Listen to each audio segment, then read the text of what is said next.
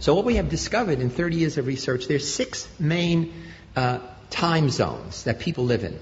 2 focus on the past, 2 on the present, and 2 on the future. The people who focus on the past either remember all the good old times, successes, happy birthdays, nostalgia. These are the people who keep the family record, the family books, who have the family rituals. There are other people who focus only on regret, only on failure, only on all the things that went wrong. So we call those focus past positive or past negative. There are 2 ways to be present-oriented. The most obvious is to be hedonistic, that you live for pleasure and you avoid pain. You seek novelty, you seek sensation. There are other people who are present-oriented because they say, it doesn't pay to plan. My life is fated. Fated by my religion, fated by my poverty, fated by the conditions that I'm living under.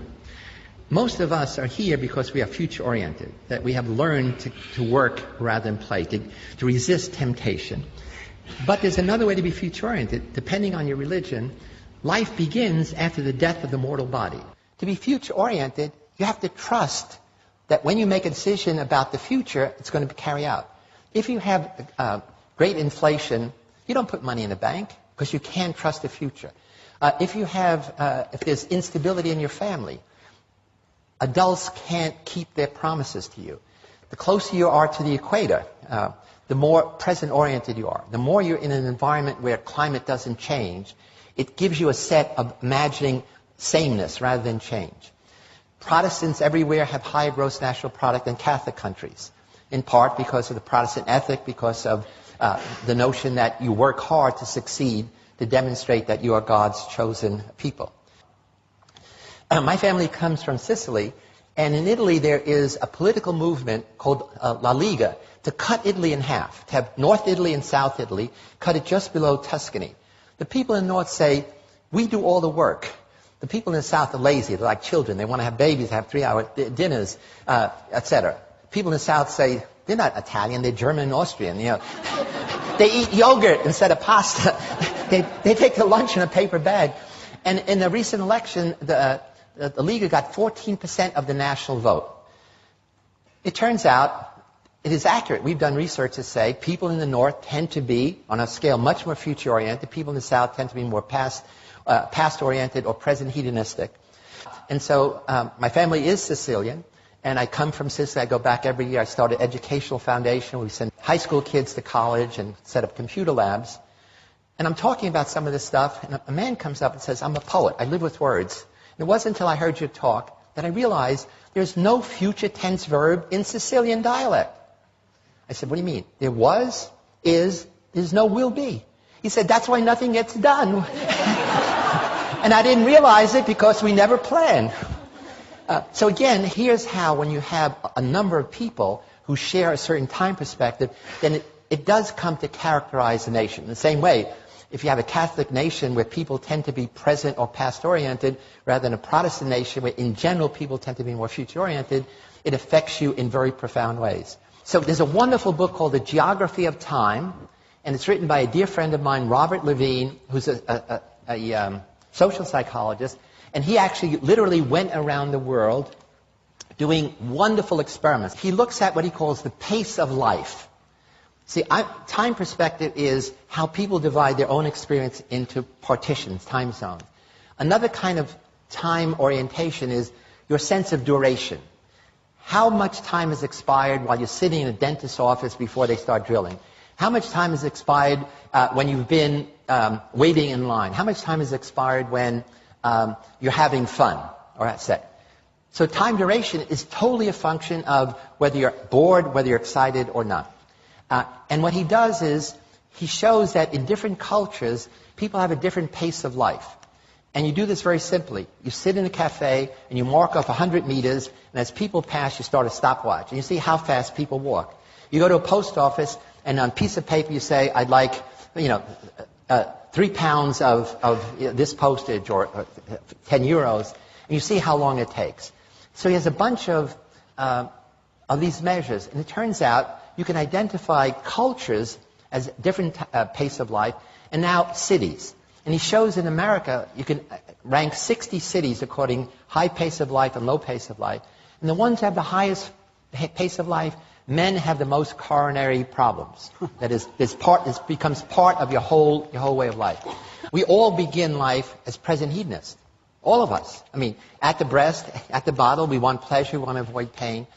And one of the things that families do, and especially school, my sense is the purpose of schooling is to take present-oriented little beasts and make them more future-oriented. In some cultures, make them more past-oriented.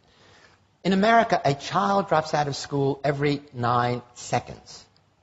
This is worse for kids from a minority background, and it's worse for boys than girls. There's actually a disaster recipe developing among boys in America, literally dropping out of high school, college, and it's not simply poor performance. One of the problems is, a recent study shows that by the time a boy is 21, he has spent at least 10,000 hours playing video games alone. Probably more watching pornography alone. And you put that together, it means, A, they haven't learned social skills, emotional, social intelligence, but also it means that they live in a world that they create. They're playing Warcraft, they're playing these other games, which is exciting. In fact, I just heard the other day that these game companies are now going to develop 3D games so that the world will be all around you. Their brains are being digitally rewired, which means they will never fit in a traditional classroom, which is analog. Somebody talks at you without even the nice pictures, meaning it's boring. I mean, you control nothing. You sit there passively. And if you want to change the curriculum, I understand the traditionalists here say we got to go back to reading, writing, arithmetic. Disaster. These kids will never fit into that. They have to be in a situation where they are controlling something, and school is set up, you control nothing. You're passive. School is all about learning, delay of gratification, literally endlessly. All addictions are addictions of present hedonism. Food, sex, drugs, gambling, etc. All of our propaganda, all of our educational message, all our public relations messages are designed for future-oriented kids, who's not the problem. They tell you, here's the negative consequences of doing what you're doing. Future-oriented kids know that, and they don't do it. Present-oriented kids know the future consequences. If you're a teenage girl, you know that if you have unprotected sex, you're likely to get pregnant or have sexually transmitted disease. You know it, but that knowledge never feeds back to change your behavior. So that's the interesting thing about time perspective. I think we are underestimating the power of technology in rewiring young people's brains. Kids don't wear wristwatches. They say it's a single-function device. You don't waste time with a single-function device. And they live in a digital thing. What matters is the second. You know, I didn't mention, one of the things that gets people upset in America is how long it takes to boot up your computer and how long it takes to download something. Less than a minute. That makes people angry. So it becomes an emotional thing. You get angry waiting in line, waiting for services. Waiting is a waste of time, even if it's waiting for your computer to boot up. So I think there's a fundamental change going on in our culture that I think we adults are not realizing, that kids are totally different than we were. And it's because it's revolution in time. There was a recent study we did with USA Today, asking Americans how busy they are. The vast majority of Americans, more than 50%, said, I'm busier now than I was last year, I'm busier last year than the previous year, and I sacrifice friends, family, and sleep for my success. This is across the board, not separating by future orientation. And then we say, suppose you had an 8-day a week, what would you do? They say, oh, that would be great. They would spend most of that time working harder, achieving more, not with friends, not with family, and not even sleeping. They did this study 20 years ago, and I was upset, again, from the Italian background. Only 60% of Americans said they have regular sit-down family dinners. When we redid the study last year, only 1 in 5 American families have sit-down dinners together. In America, we talk about family values. You can't have a family value if you never have family meals together. I think many of life's puzzles can be solved by simply understanding our own time perspective and that of others. Lots of conflict we have with people is really a conflict in different time perspectives. Once you're aware of that, you stop making negative attributions like you're dumb or you're childish or you're pig-headed or you're authoritarian.